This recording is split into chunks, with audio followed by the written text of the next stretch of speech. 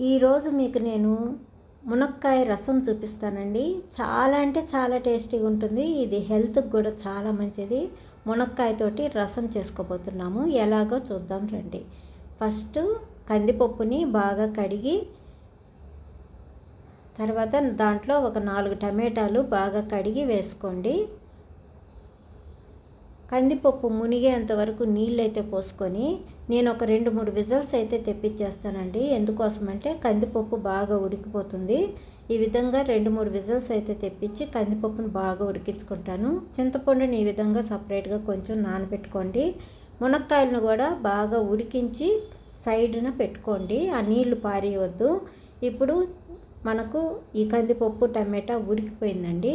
ఈ ఉడికిపోయిన కందిపప్పు టమాటాలో ఈ చింతపండు మనం ఏదైతే నానబెట్టుకున్నామో అది కూడా వేసేసి బాగా నెనపండి, అంటే బాగా స్మాష్ చేయండి. స్మాష్ చేసిన ఈ మిశ్రమాన్ని మనము ఒక జల్లెడ లాంటి దాంట్లో వడగట్టుకోవాలండి. వడగట్టుకున్న తర్వాత ఈ పల్ప్నంతా తీసి సపరేట్గా పెట్టుకోండి. ఇప్పుడు దీంట్లో నేను ఒక తెల్లగడ్డ తీసుకొని బాగా దంచేసి దాన్ని బాగా దీంట్లో కలిపేస్తానండి. మనం ఏదైతే మిశ్రమం చేసుకున్నామో దాంట్లో ఈ తెల్లగడ్డని ఈ విధంగా కలిపి సపరేట్గా పెట్టుకోండి. ఇప్పుడు ఒక కడాయి పెట్టుకొని దాంట్లో కొంచెం ఆయిల్ వేసుకొని ఆవాలు, ఇంగువ, మెంతులు, జీలకర్ర, ఎండుమిరపకాయలు ఇవన్నీ వేసి మనము ఆవాలు చిటపటమనే వరకు ఉంచుకోవాలి. చిటపటమనిన తర్వాత మనము కరివేపాకు ఒక 2-3 రెబ్బలు అయితే కరివేపాకు కూడా వేసేయండి. తర్వాత మనము ఏ మిశ్రమం అయితే ఉందో మనం కలిపెట్టుకున్న మిశ్రమాన్ని ఇప్పుడు దీంట్లో వేయబోతున్నాం చూడండి.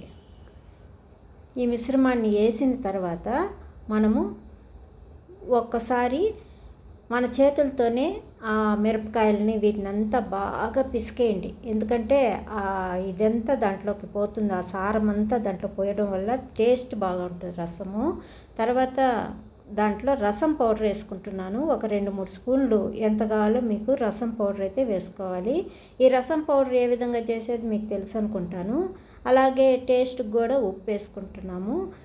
ఇప్పుడు మునక్కాయలు ఏ విధంగా నేనైతే ఉడకబెట్టుకున్నాను ఆ నీళ్ళు ఆ మునక్కాయ అంతా వేసేసి బాగా కలిపేసానండి.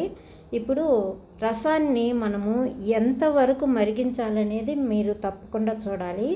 ఎక్కువసేపు అయితే మరగకూడదండి రసము. చూడండి, రసము జస్ట్ అలాగా నురగలుగా రావాలి. అది ఏ విధంగా అనేది మీకు ఇప్పుడు నేను చూపిస్తాను.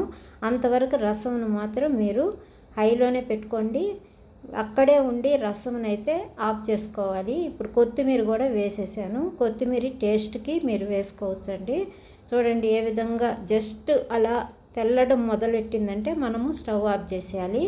ఇప్పుడు ఎక్కువ తెల్లకూడదండి. ఎక్కువ తెల్లితే టేస్ట్ అయితే ఉండదు. రసంని ఈ విధంగా మనము స్టవ్ ఆఫ్ చేసి దించేసుకోవాలి. ఇంతేనండి, రసం అయితే అయిపోయింది.